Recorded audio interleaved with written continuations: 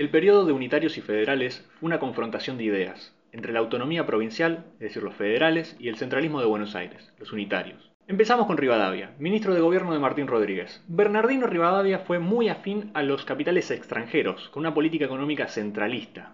Entre los hitos destacables durante su gobierno está la promoción de la enfiteusis, la fundación del Banco Nacional, la toma de deuda externa a la Baring Brothers y la modernización del país importando la estructura e ideología europea. Esto hace que se cree la Universidad de Buenos Aires y se promueva la escuela media, estas adoptando un modelo lancasteriano.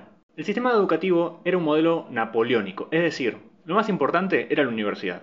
La escuela media preparaba para esta. Pero claro que esto era solo para una minoría, una clase dominante que estaba preparada para ser futuros líderes. En 1826, Rivadavia era nombrado presidente debido a la necesidad de un gobierno nacional que hiciera frente al Imperio de Brasil. También en este año se establece una constitución que favorecía a Buenos Aires. Esto cae muy mal a los caudillos y Rivadavia se ve forzado a renunciar como presidente. Quien toma el lugar de gobernador de Buenos Aires es Dorrego, federal. Este sufre un golpe de estado de la oligarquía comandado por Juan Lavalle en el año 1828 y luego fusilado un 13 de diciembre. Esto no cae en gracia a los caudillos como Rosas y Estanislao López, los cuales derrotan a Lavalle. Quien asume como gobernador de Buenos Aires es Juan Manuel de Rosas. Controvertido mandatario quien era federal, este tuvo dos mandatos, desde 1829 hasta 1852. En 1832 hasta 1835 hubo otros gobernantes, debido a la renuncia de Rosas, ya que él pedía las facultades extraordinarias y no se las querían dar. Durante todo su gobierno hubo una dura censura de prensa, así como la persecución al salón literario, quienes eran jóvenes que pensaban muy distinto a Rosas y los federales. Ser unitario era un crimen castigado con la muerte.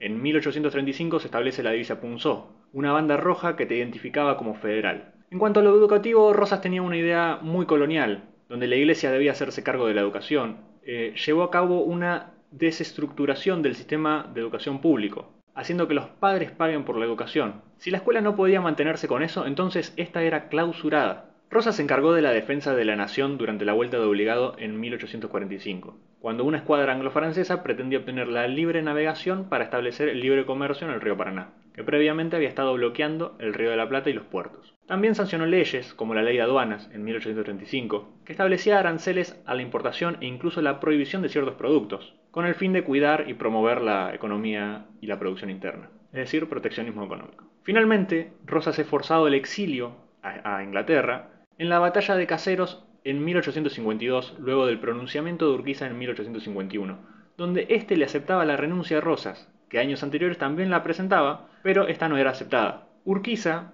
gobernador de Entre Ríos, forma una alianza con Brasil y Montevideo, donde también estaban algunos de los exiliados de la generación del 37, de este salón literario.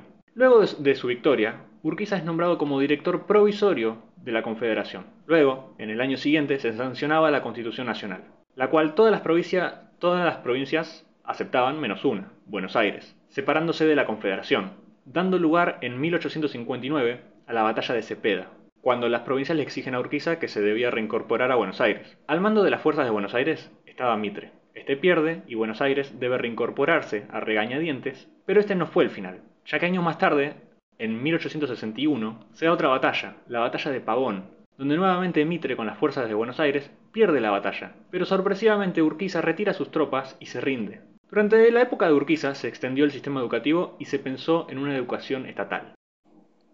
Este fue el periodo de unitarios y federales.